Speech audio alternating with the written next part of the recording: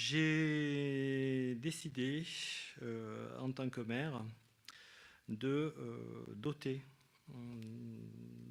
notre police municipale d'armes létales. Point numéro 3, la fixation des tarifs funéraires du cimetière communal. Je vous propose donc de créer une taxe d'inhumation pour se conformer à la législation actuelle, à la législation funéraire existante, et de fixer également une taxe pour la dispersion des cendres, cette dernière étant fixée à un montant de 150 € et la taxe sur les inhumations à 30 €. Comment est-ce que ces valeurs ont été fixées? Comment est-ce que ces valeurs ont été fixées? Elles ont été fixées, celle sur la dispersion des cendres existait déjà. Et donc, elle est augmentée de combien, Marc?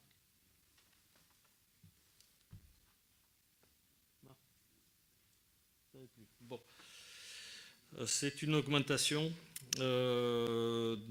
Je vous donnerai la réponse. Je ne l'ai pas là. Je vous donnerai la réponse. Elle sera à la fois dans le compte rendu et je vous la donnerai avant.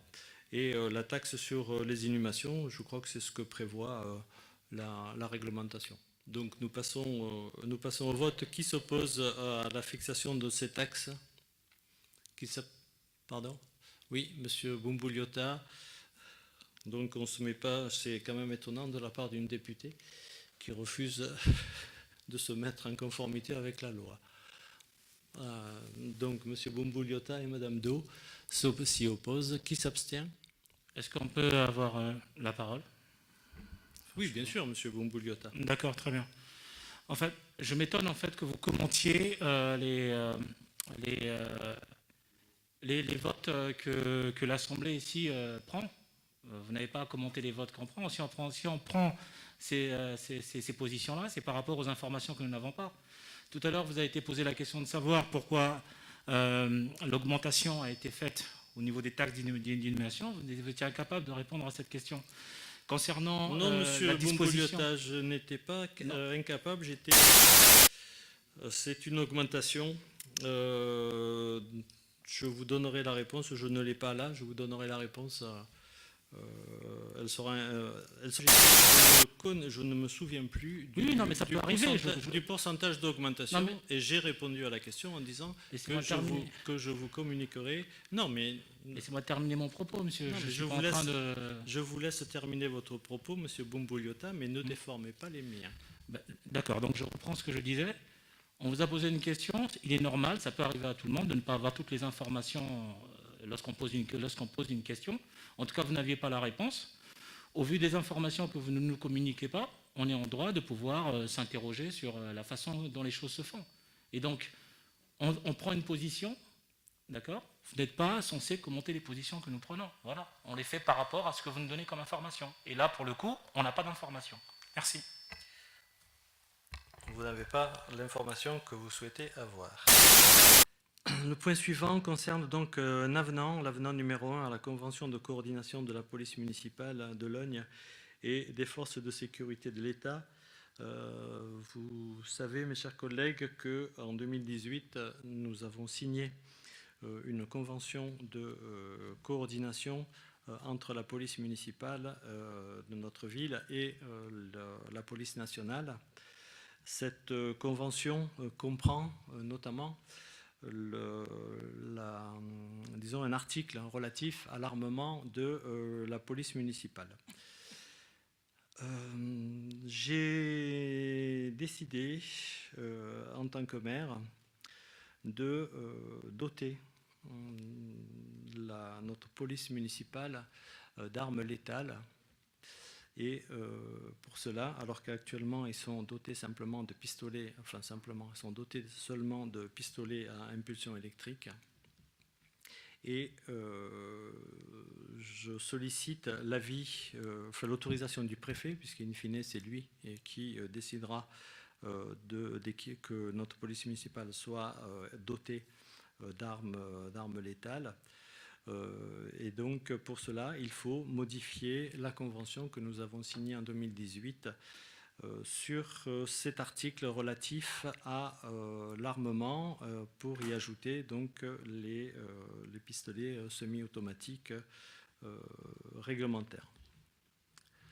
Voilà donc l'objet de cette délibération. Est-ce qu'il y a des remarques ou des questions sur ce point? Monsieur Beyer. Alors, évidemment, nous voterons contre ce genre de choses parce que j'ai une première question. Dans quelle situation vous envisagez que la police municipale puisse faire usage d'une arme létale? Alors, je vais quand même, ça serait une question, mais d'abord, je voudrais quand même expliquer un peu que nous ne sommes pas opposés à la présence de la police, à l'existence de caméras, au fait qu'elle ait des tasers, qu'on entoure les bâtiments de grilles. Simplement, la sécurité est un problème essentiel, très important, qui conditionne la liberté, l'égalité et la fraternité. Donc, pour nous, c'est très important. Et si j'en crois ce qu'on a vu au moment du bilan, on a 9 policiers municipaux. Là, maintenant, dans le décompte du personnel, là, maintenant, il y en avait 7. Enfin, je sais que c'est une question de recrutement. Mais enfin, de toute façon, on est loin des 15.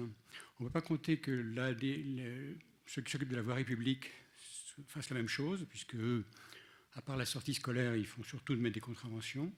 Donc, on n'a pas de personnes qui aillent vraiment au contact, en médiation, avec ce que certains appellent des jeunes, mais ce qui n'est pas des jeunes, avec par exemple des alcooliques qui cassent des bouteilles d'alcool tranquillement dans les parties publiques.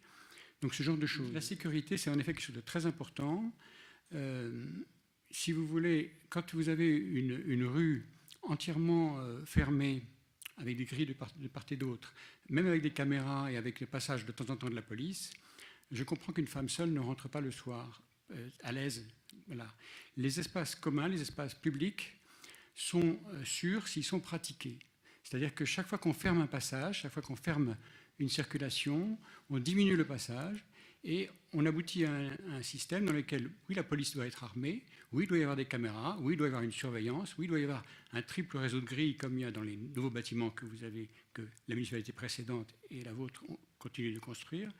Mais en fait, on a un espace qui n'est pas sûr. Je ne vois pas en quoi l'intérêt de donner des armes automatiques 9 mm rassurera et assurera la sécurité de la population. Donc, la première question, c'est dans quel cadre vous pouvez penser à un tel usage? Je veux bien qu'il peut y avoir des terroristes partout et que quand on a eu des attentats, la police municipale parfois a eu besoin de ça, mais enfin c'est quand même un cas extrêmement rare. Est-ce que c'est vraiment censé d'aller jusque-là? Donc on votera contre cet élément-là, mais encore une fois, il ne faut pas considérer qu'on est angélique ou qu'on s'imagine qu'il suffit que les espaces soient ouverts et que tout soit fluide. Il faut par contre de la présence humaine et quand on a une opération culturelle ou une association sportive, elle fait aussi de la sécurité, de même qu'elle fait aussi de la civilité et qu'elle travaille aussi pour la propreté. Les éléments sont liés, si vous voulez. Si on n'a pas une politique globale, et cette politique globale, on ne la voit pas là, mais nous, on pense que la sociabilité, la civilité, l'urbanité, si vous voulez, ça se travaille. Ce n'est pas en armant une police municipale et en rajoutant des caméras que vous aurez la sécurité. La sécurité, elle tient d'abord essentiellement à la population de Logne, que je salue ici. Bon, je ne suis pas sûr que de donner un pistolet de 9 mm aux 7 ou 9 policiers municipaux augmente cette sécurité. Malheureusement, non. Merci. La population également doit se sentir en sécurité face à des policiers des policiers municipaux qui ont des armes létales. Dans ce que vous avez dit tout à l'heure, monsieur le maire, il y a plusieurs choses qui s'entrechoquent. Notamment problème d'effectifs, problème de moyens, problème, enfin je ne sais pas si c'est un problème, en tout cas, mais des objectifs et des problèmes d'outils. Pour ma part, en tout cas pour notre part, la question se pose dans les mêmes termes que ce qu'a dit M. Meyer. Est-ce qu'il est vraiment utile de doter notre police municipale d'armes létales? C'est vraiment la question que l'on se pose. Et on n'est pas sûr que le fait que notre police municipale ait ce type d'armes améliore la sécurité au sein de notre commune. Il y a d'autres outils qui sont mis en place, comme les caméras, et M. Meyer l'a dit, et bien d'autres choses. Et on a des doutes sur... Nicolas Delaunay. Mes chers collègues, bien, nous sommes effectivement appelés ce soir à nous prononcer sur une convention avec l'État pour la mise à disposition d'armes létales pour notre police municipale. Alors, il s'agit d'un choix qui est lourd de sens et de responsabilité pour les élus que nous sommes. Je sais, monsieur le maire, que votre choix d'équiper ainsi en armes létales notre police municipale est guidé avant tout par le souci de protéger nos agents communaux et d'apporter une réponse aux difficultés de recrutement que nous rencontrons dans un contexte de concurrence exacerbée entre collectivités. Et ces préoccupations, je les partage et nous les partageons tous, j'imagine. Je voudrais néanmoins appeler notre attention collective sur les conséquences et les risques de dérive que fait peser ce choix sur le rôle et les missions des polices municipales, à mon sens. Depuis plusieurs années, nous constatons en effet un désengagement régulier et constant de l'État dans ce qui constitue pourtant une de ses missions régaliennes essentielles.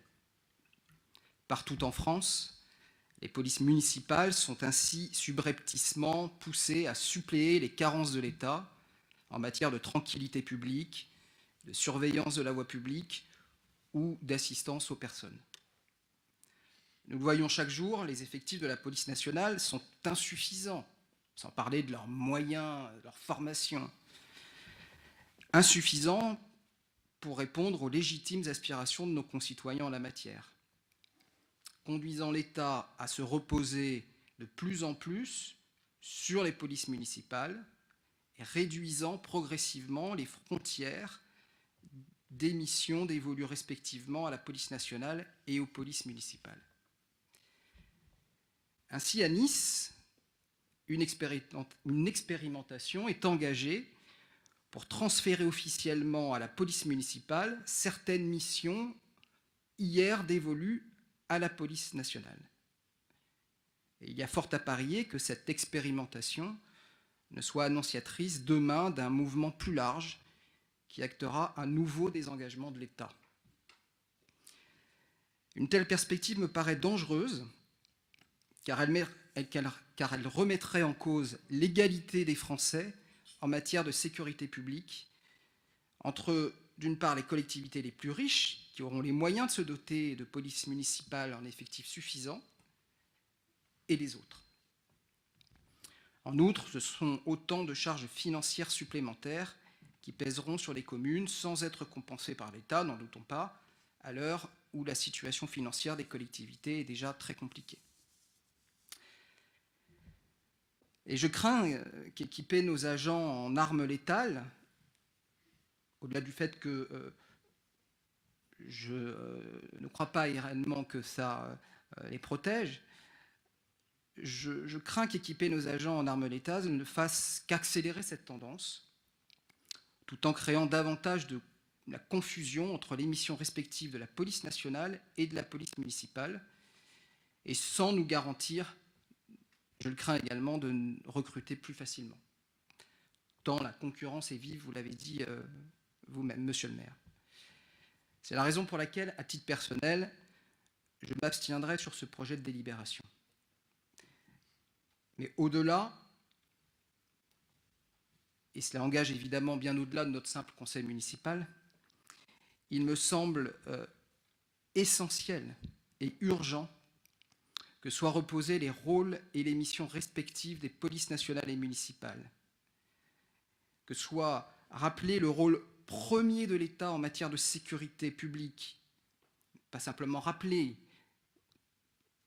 qu'il y ait des actes concrets en la matière, et que des mesures soient prises pour stopper la concurrence entre les collectivités, cette concurrence qui sape véritablement nos principes républicains. Je vous remercie.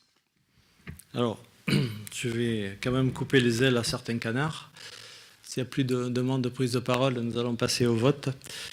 Donc, qui s'oppose à l'adoption de cet avenant à la convention de coordination de la police municipale avec la police nationale? Donc, Monsieur Beyer, Monsieur Valade, pardon. Donc, 2 voix s'y opposent. Qui s'abstient? Alors, donc, 1, 2, 3, 4, 5, 6, 7, 8, 9, 10, 11, 12, 13, 14, 15. Tu veux les noms? Les noms. Donc, Isabelle Franquet, Marie-Victorine Cabat, Audrey Boucher, Dominique Revuse, Éric Moncorgé, Corinne Lehmann, Nicolas Delaunay, Judith Bonnet, Catherine Tostin, Lionel Martinez, René Gendron, Yvon Templier, Sosten Lé, Steve Umbouliota, Stéphanie Dou.